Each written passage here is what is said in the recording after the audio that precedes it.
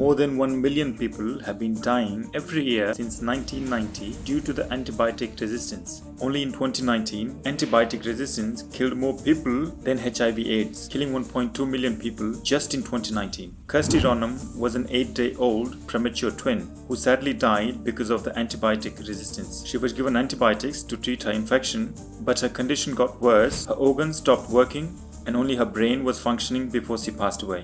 Carlos Don was a 12-year-old athlete from Southern California who died from pneumonia caused by MRSA infection, which obviously happened because of the antibiotic resistance. And there are many more cases like this. But what causes antibiotic resistance and how we can avoid it? Let's find out in this video. Well, there are mainly two reasons. One, doctors overprescribing and people misusing antibiotics. But the second and the biggest one is the use of antibiotics in animal agriculture, especially when antibiotics are added to animal feed. Worldwide, most antibiotics are not even used in human medicine. According to the latest estimates, over 70% of antibiotics used globally are used in farm animals. There has been a lot of research done on this particular topic, and I'll link everything in the description. But first, let's understand what antibiotics are and why they were created in the first place if they are so harmful. Antibiotics are special medicines that fight infections caused by bacteria. Doctors often prescribe them to treat problems like UTIs or throat infections. Antibiotics can also save lives in serious situations, like during surgeries or when someone has a weak immune system. Before the invention of antibiotics, even small cuts and burns could cause a serious infection that could lead to death.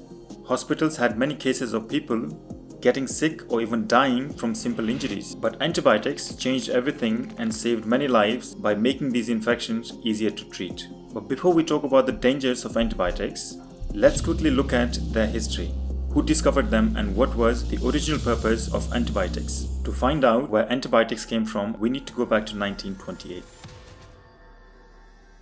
A scientist named Alexander Fleming was investigating a bacteria that was causing sore throats, boils, and abscesses. During his research, Fleming plans to go on a vacation, but he accidentally forgets to cover the dish in which he was investigating that particular bacteria. And when he comes back, he finds out that the mold had grown in the dish. And what surprised him, that no bacteria were growing near the mold, suggesting that the mold had produced something that had stopped the bacterial growth. And this accidental discovery led Fleming to isolate that particular substance we now know as penicillin. First clinical trial of penicillin took place in 1941, saving a life of a policeman with a severe infection caused by rosebush scratch. This was during World War II in 1941. And by 1944, Pfizer, which is a pharmaceutical company, had built its first commercial plant in New York to mass produce penicillin, which also played a key role saving many lives during World War II. And by 1945, penicillin was recognized globally as the start of the golden era of antibiotics.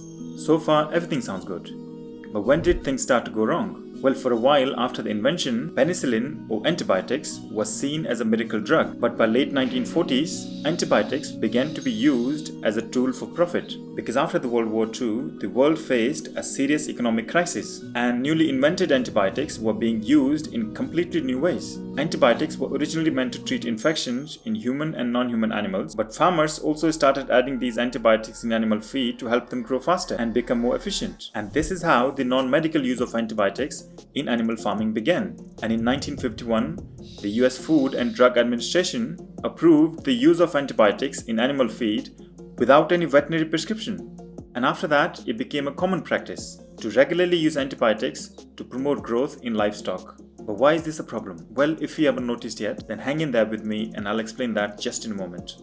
To understand the problem, let's look at how antibiotics work. Our bodies are made of cells and we have more bacterial cells than the human cells. Some bacteria in our bodies are good for us, helping in digestion and other functions of the bodies, while others are harmful, causing diseases and infections. And the role of antibiotics is to fight harmful bacteria. However, along with the harmful bacteria, antibiotics also kill the good ones, because antibiotics literally means against life. But not everybody is taking antibiotics directly as a medicine. Well, maybe not as a medicine, but almost everyone is taking tiny doses of antibiotics through the food they eat.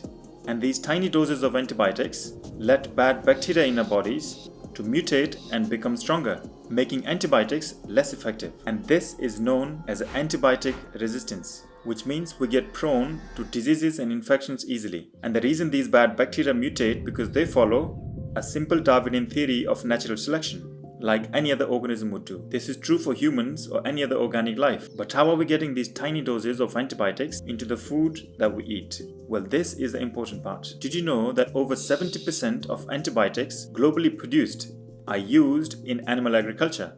Over 70%.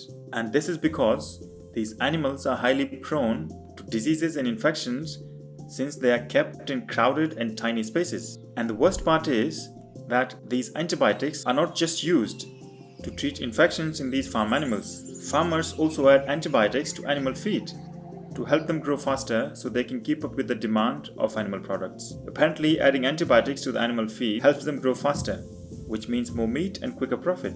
But the real problem is this practice causes bacteria in animals to become resistant to antibiotics. And these resistant bacteria make their way to humans through the food chain, which is meat, dairy and eggs, or direct contact with animals, or even through the crops that is fertilized with the waste of these animals. So even people who don't eat animal products like myself are not completely safe if we are eating the crops that is fertilized with the waste of these animals. So where do we go from here?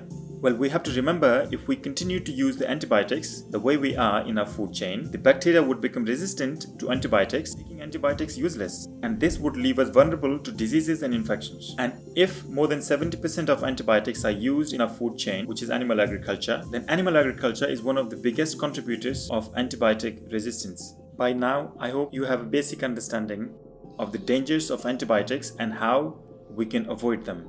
And if you'd like to know more about this topic, then I'll put the links of the sources in the description of this video. Thank you.